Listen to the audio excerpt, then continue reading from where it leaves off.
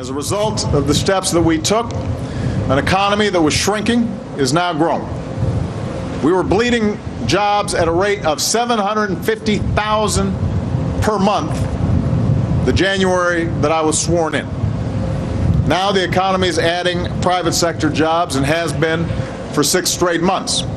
Now, millions of Americans cannot find jobs, and hundreds of thousands more are leaving the workforce altogether. Now, despite all of that, the president has the nerve to take a victory lap, but he's not alone. Now, here is top White House economist Christina Romer. The Recovery Act has met the president's goal of saving or creating 3.5 million jobs, 2 quarters earlier than anticipated. All right, now the American people are not buying those numbers. I am certainly not buying those numbers, and neither is the Wall Street Journal. Now, the paper issued a scathing rebuke of Romer's assertion, noting that from the time the president took office, the U.S. economy has lost nearly 2.5 million jobs. In other words, his trillion-dollar stimulus has accomplished absolutely nothing, and you don't need to look any further than the unemployment rate right here in America to find proof. Joining me now with his analysis is nationally syndicated radio talk show host, maybe a senator one day, or something. Great to see you. Good to see you, Lou. Thank you for being back here. First of all, I don't like dishonesty. I like you know what I always liked about you? You are a straight shooter. Try to be. All right, you try to be. All right, and if you make a mistake, I don't know, I've had to admit mistakes occasionally. I love the old saying that anybody who talks as much as we do at some point is going to say something stupid. No, we're going to screw up. Yeah. So you have to be ready. All right, you have to be ready. I don't like, they're telling the American people something that is factually inaccurate. And they're doing it with a straight face, which is all the worst. And the national liberal, lamestream, lazy media doesn't hold them accountable. It's the least of that we should be able to expect from our elected officials is honesty. How do we all of a sudden change the criteria from actual real jobs that pay money to we save these jobs? You can pull that. Jobs saved or created. What is it? Well, first of all, it's a fiction. It's an utter contrivance and has never been used anywhere in the world at any time other than by the Obama administration, and still no one can tell you what it means. Well, it's deceitful, and I don't like dishonesty. Absolutely. And I don't like deceit. All right, now, so the president goes to Holland, Michigan today, and he was in Nevada the other day. It was 0.3% unemployment there, 13.6% here. It's been. I went to Detroit. Detroit's been devastated. Sure. The last time I was there. Absolutely. So anyway, the purpose of the trip is to highlight the success of the stimulus package.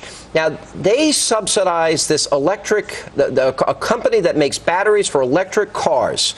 The company got $151 million in stimulus funds. Guess how many jobs they created? 300? 300. 300. Lucky guess. All right, you're right on. That's $500,000 a job, Lou. Well, this is what a statist government will deliver for you. Job creation at the rate of about $150,000 a job, rather than give the money directly to those folks. Give them $100,000, and we're going to save some money.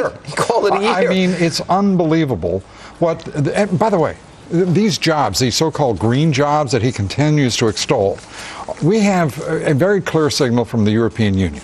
Their experience has been that for every green job created, 2 traditional jobs are lost. I'm not sure we can afford that kind of progress on the part of the Obama administration. All right, we have headlines AP. Mass foreclosures expected to surpass last year's level. Right.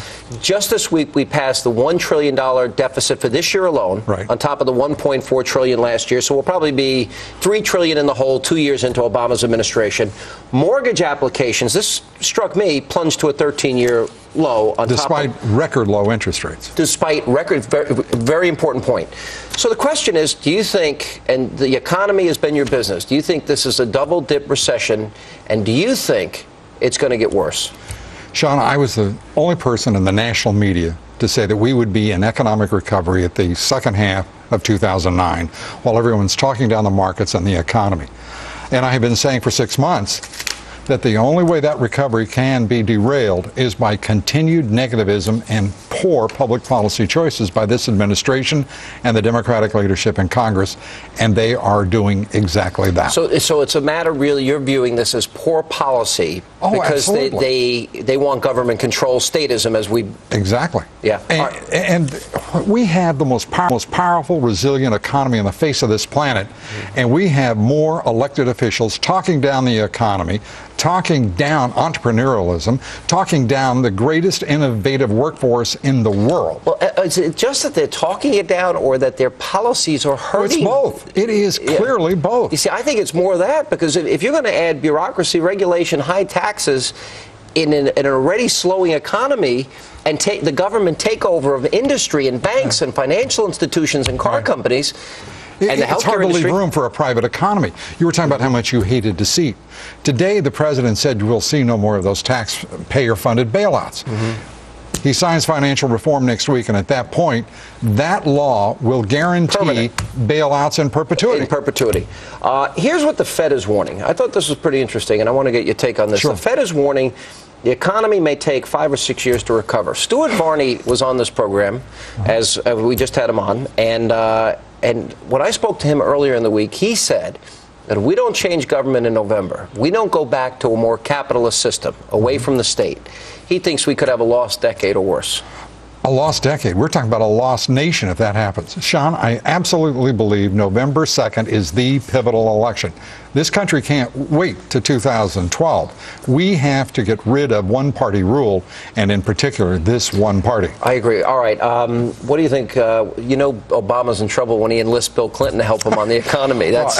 But it took him long enough. I'll take it. I'll take the era of big government being over and the end of welfare as we know it. I'm all for it. And how about a balanced budget? How about a balanced budget? I'll take that too. You know, whatever else Bill Clinton, however else he's regarded, he did accomplish those three things: a balanced budget, welfare reform, and he did move a centrally focused administration ahead in the longest peacetime economic expansion in our country's history. Well, we also had good years in the Bush years. People forget that. Unemployment was low, and we had the tax. All right, here's my last question. Now, this is personal. Sure. A lot of people are asking you to run for office. Right. You have left the door open. You've not closed the door. Okay. I have. All right. I'm a Reagan conservative. Right. Where would I disagree with you? I don't think you would disagree with me on much. I happen to believe there is a role for regulation, rational regulation of markets, because those securities markets of ours have driven the greatest economy in the world. And for us to not regulate them, as we did for a period of years, was a mistake. But to inspire entrepreneurialism, innovation, and a people. We are having discussions right now. I mean, think about the mean-spirited debate that's going on, the pettiness, and the lack of big ideas. Ronald Reagan talked about aspiration, a dream and a vision. Shining city on a hill. And we are captured now by a political leadership that is pinched and petty and fearful and inspiring fear rather than confidence. You sound like a candidate. I just hope I sound like a citizen, because that's the way I feel. Boy, you ducked that. You're a professional. You've done this before. All right, Lou Dobbs, good to see you. Great to see you, Sean. Appreciate it. And we have plenty more Hannity coming up straight ahead.